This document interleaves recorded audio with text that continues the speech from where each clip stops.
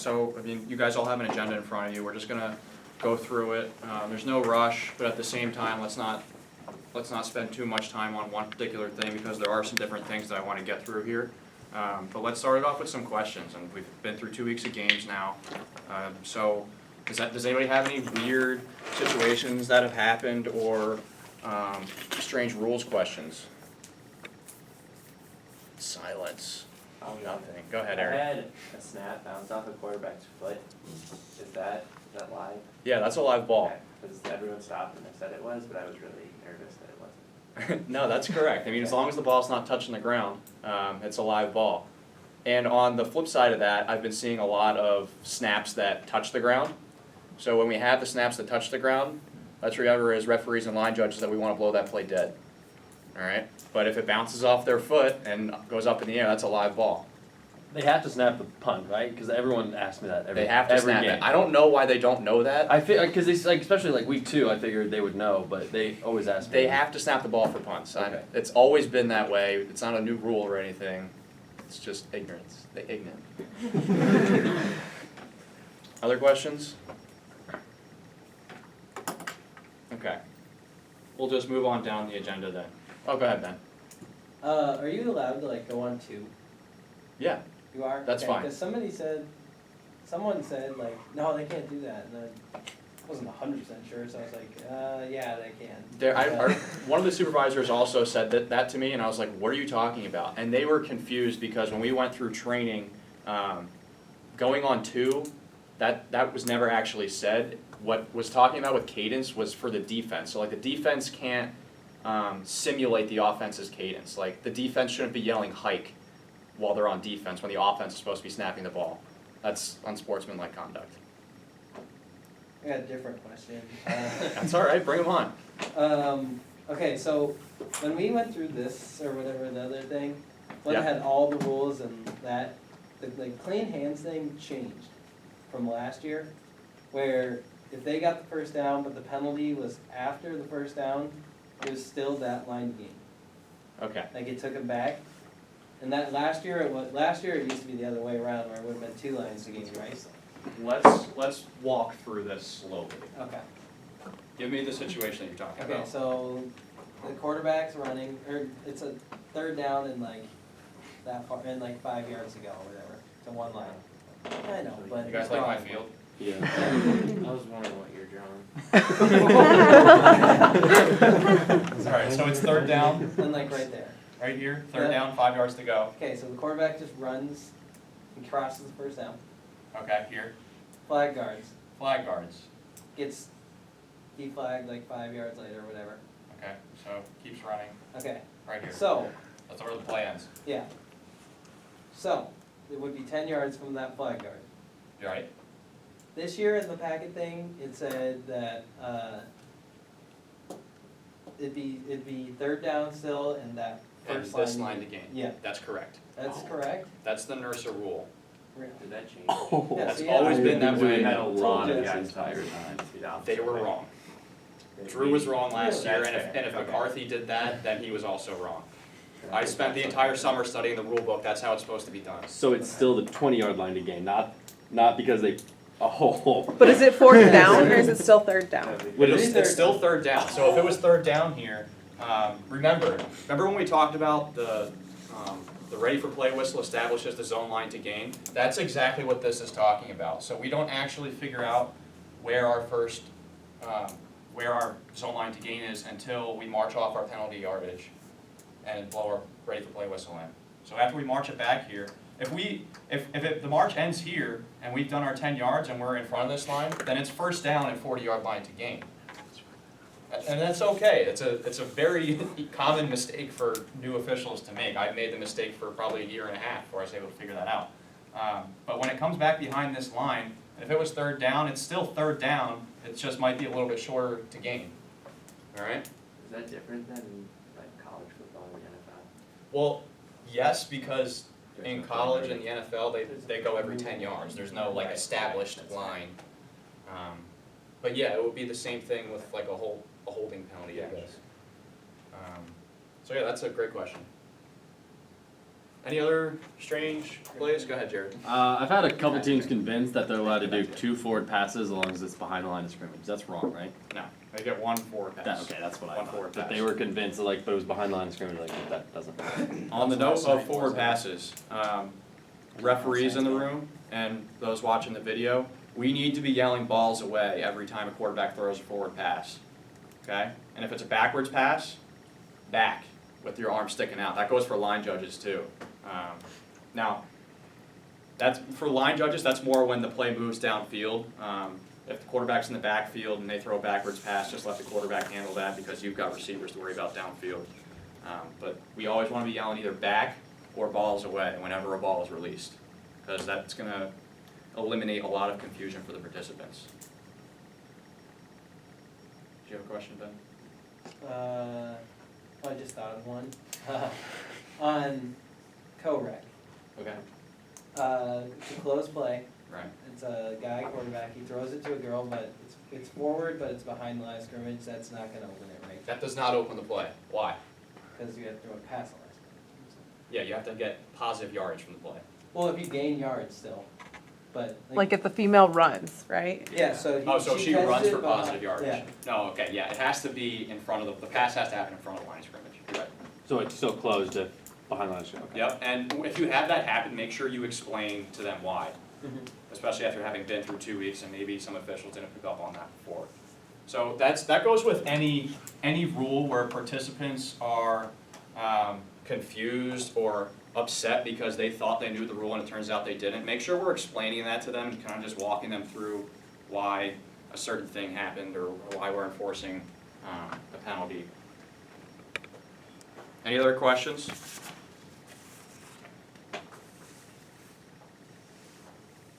I had You one. look like you have one. Yeah, I had one. We can come back to it later. Oh, whose job is it to actually watch the line of scrimmage when the quarterback's throwing the ball? Is it head ref or is it line judge? That's the referee's job. Is it? Okay. You mean when they get close to the When line they of get close scrimmage? to the line, who actually is supposed to be That's referee. So remember, as referee, you have to maintain your 7 and 7, right? right? And that is no matter where the quarterback goes on the field. So you should never be standing still as a referee while your quarterback is scrambling in front of you. You need to be moving with them. And when they start running towards that line of scrimmage and they look like they're going to throw it, you better start closing in on them a little bit faster. And when they release it, you need to have an eye on the spot where they release the ball, run to that spot, stand on the spot, and look to where your pucks are. Okay. Because if it's in front of the pucks, we have an illegal forward pass, and you can just drop a flag right there. Of course, I have it. But yeah, that's a good question too. So, any other questions? These are good questions, guys. All right, so let's just go down the agenda then. One of the biggest things that I've not seen the first 2 weeks is communication after a play ends, and a lot of that type of communication that occurs will eliminate problems later in the game. So I'm talking about plays where we have like a play gets super close to the zone line to gain here, and our line judges are spotting the ball like very close to the line. Our line judges need to be loud and assertive about what happened on the play. So if they come up short on this line, we need to be having our arms straight up in the air, walking onto the field, holding that spot and saying, short, we're short. Make sure they know that it's still going to be 3rd down or 4th down or whatever it is. And on the flip side of that, if they get the 1st down, we need to be like selling a 1st down, because one team is going to be pissed about this play that happens here. Okay? So that's one of the line judge's biggest responsibilities, is selling those close calls on the line of scrimmage. Okay? So after we sell that play, we're setting up for the next play. We need to be communicating with our other officials what down it is too. That means holding up hands, okay? Let your back judge and your referee know what down it is, because maybe there is a penalty and they're marching off yards, and maybe they need help to know what down it is, okay? Got to help your crew out. Everybody needs to know what down it is, okay? And by holding it up for your partners, everybody's on the same page, okay?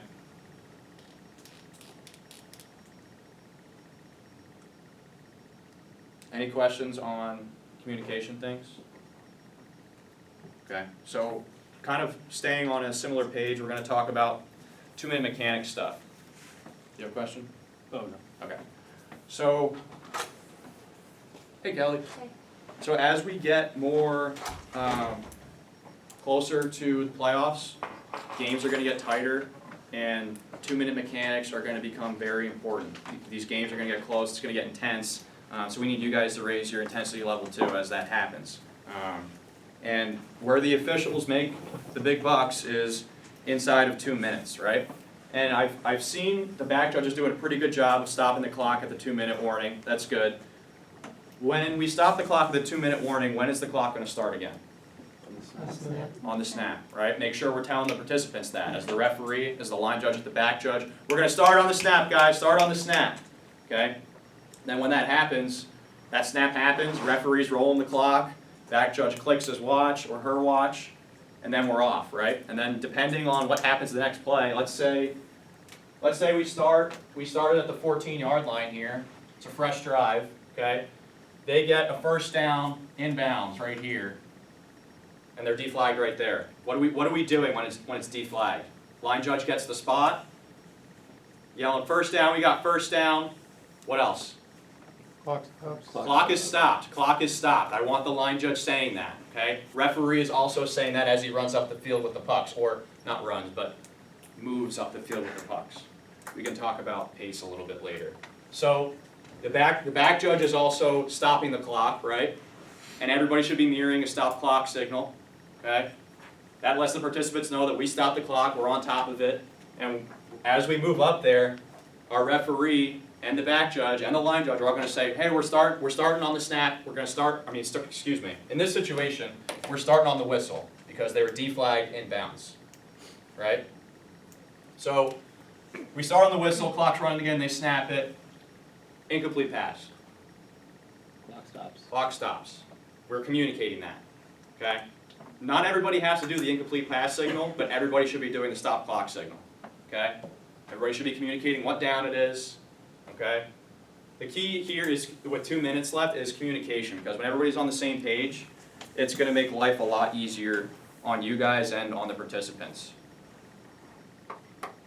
Oh, another very important thing for back judges, inside of 2 minutes, we need the time being announced every single play. After every single play, we need the time announced, all right?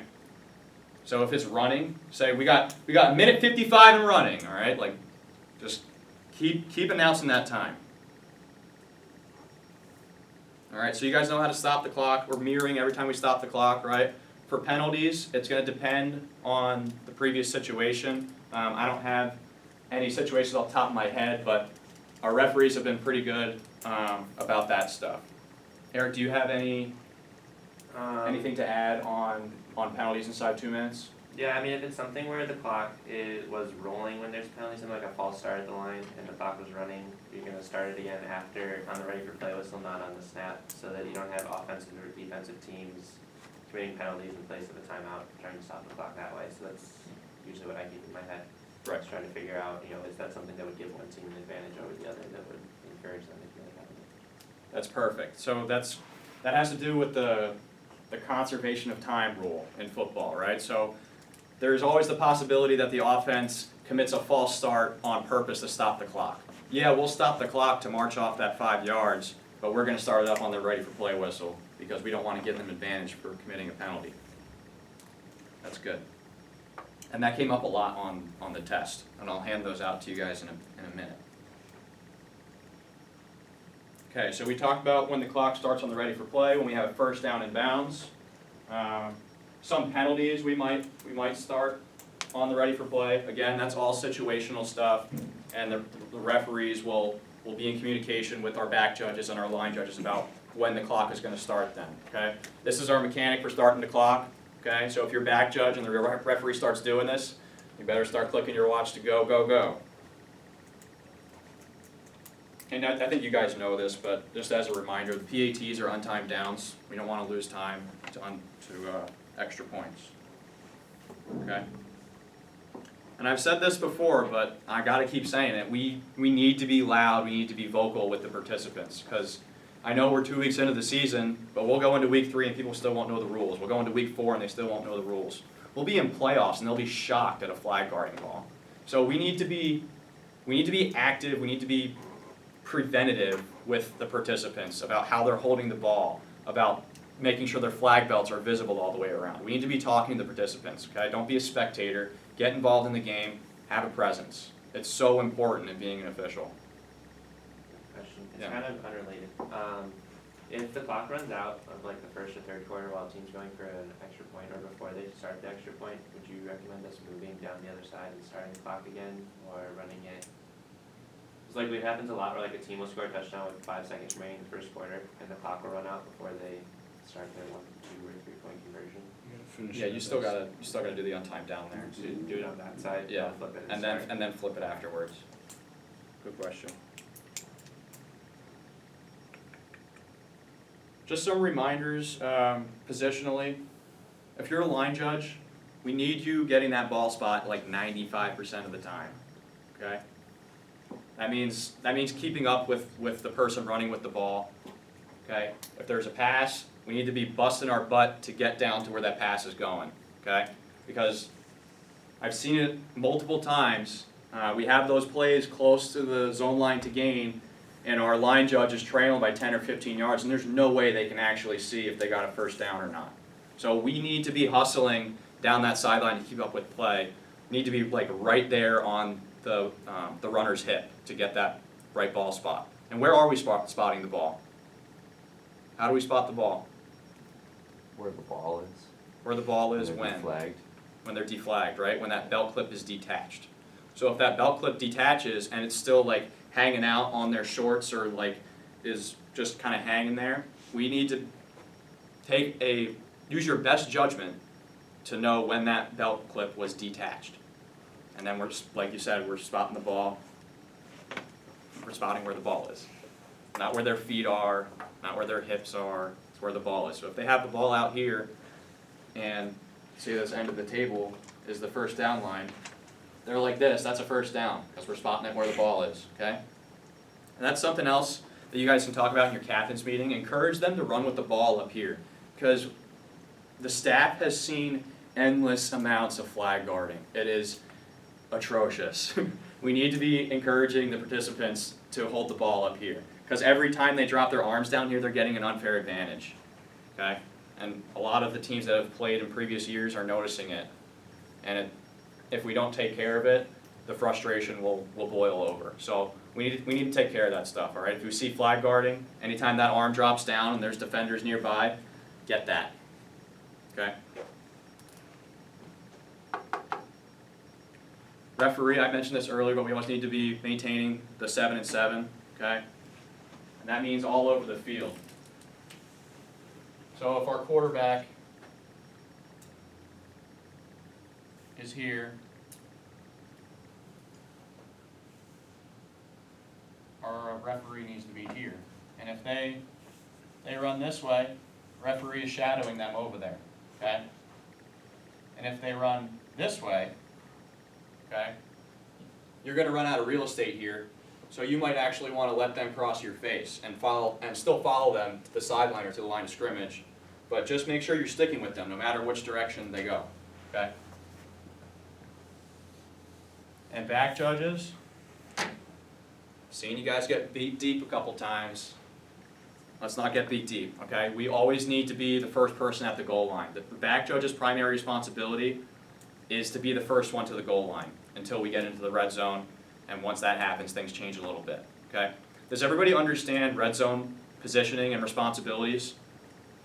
Can we go over that? Absolutely. I'm glad you said that. So we have the offense coming into the red zone, right? So let's say the ball's here, okay? Our line judge is gonna be here, right? That leaves our referee somewhere back here. And our back judge, where do we think our back judge should be lined up pre-snap? Say this is the, say we're at the 14-yard line, right here. Where should our back judge be? Back corner of the end zone. Back corner of the end zone. Great. Lovely. All right, this is where I want you guys lined up. And you can even cheat in a little bit. I don't want you guys to be in the middle of the field, but don't be afraid to take a couple steps in, especially if the play starts to come over here and you have key matchups in this part of the end zone.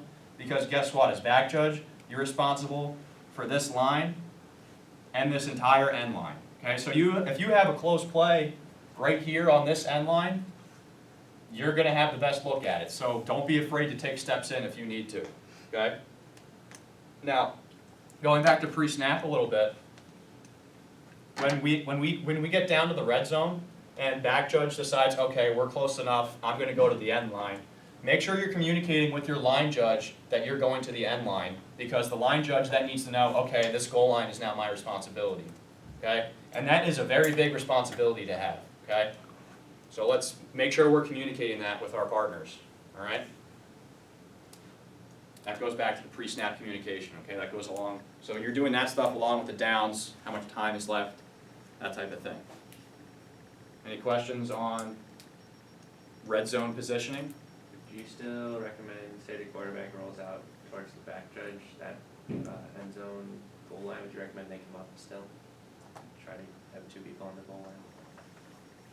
Yeah, you know, I'm a little weary of putting two people on the goal line. If the back judge is coming up to help on this goal line, they better be pretty sure of the call. Okay? Don't run halfway and make a half-ass call. If you're gonna run up to the goal line, be sure about it and make a strong call. Because yeah, if you have a play right over here on this pylon, you'd really be helping your line judge out. But you need to be confident in making that call. Don't make it from back here. Get up there, have a presence, and be strong about making the call. That's a good question. Let's flip it around and say the offense is coming out of their red zone. Let's say they started at the 14 and they got a false start penalty. So now they're at the 9-yard line. Okay. Our referee, let's put our line judge up here. Our referee is now kind of hanging out very close to the goal line, and our back judge is somewhere right over here. Okay. So now we're in the situation where the offense is getting backed up toward their own goal line. There's a phrase called reverse mechanics that I've been hearing a lot. And I want to make a distinction that when reverse mechanics is in play is when the offense is getting backed up towards their own end zone. We do not do reverse mechanics when the offense is going towards their end zone on offense. Does that make sense? Okay. So when we go into reverse mechanics, that is a communication. That means the referee is responsible for the end line and the line judge is responsible for the goal line. Okay, so instead of when the ball is snapped, instead of the line judge waiting for that initial rush and going downfield, the line judge is still watching that initial rush, but then scooting upfield and maintaining that goal line. Okay. Okay, and the referee is still responsible for that 7-7, but as they run further backwards, know that you're responsible for that end line. Okay? Does everybody understand reverse mechanics? And that reverse mechanics is not just for this part of the field either. Like if there's a long play, let's say we're more closer to midfield. I need a midfield run. Let's say the ball is right about here. Okay? Let's say we have an interception.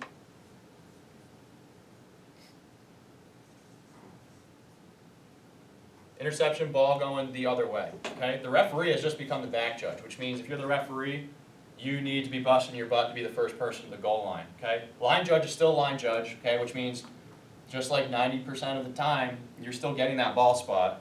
And the back judge is kind of trailing the play, watching for that flag guarding that maybe the line judge can't see from this side of the field.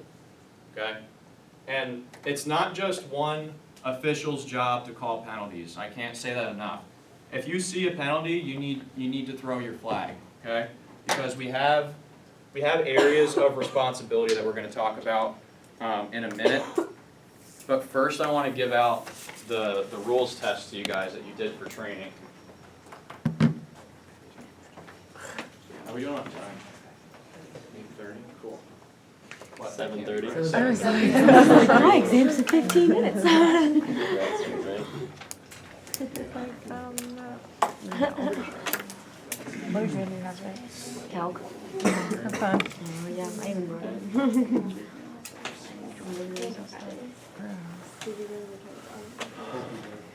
I only know the two.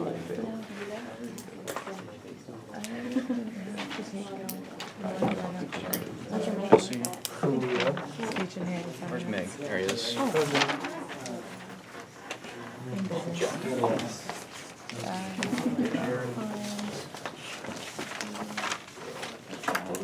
I have like 3 tests this week and I have 1 next week. Well, yeah. So it was like I had psych Monday, Tuesday I had acoustics, which is like physics, and then today I had phonetics. And then I have linguistics next Oh week. my gosh. I only have 2 finals. Oh, you're super excited. So nice. I have 4 finals, Monday, Wednesday, and Friday. And I have like the earliest one. Did everybody not get theirs? Final at 7:30 Monday morning, and I have the I have yours last in final yours. at 3 o'clock on Friday. So you're literally there. Yeah, it's like 6. Nope, check yet. Josh. Oh. Could you give me a pen? Who else needs one? I didn't get my test. Oh, I didn't get my test. Yeah, I didn't get my test. Well, have a pen. Oh, well, thank you. I do. Wait, the person has to be 2 yards back when they receive the snap? Yep. Apparently ever. Didn't know that one. I made Oh, a play yeah. illegal yesterday. Goal line play. There, I got it. They just feel like they really went under center. And you're Jesse, did you stop that camera? What? No.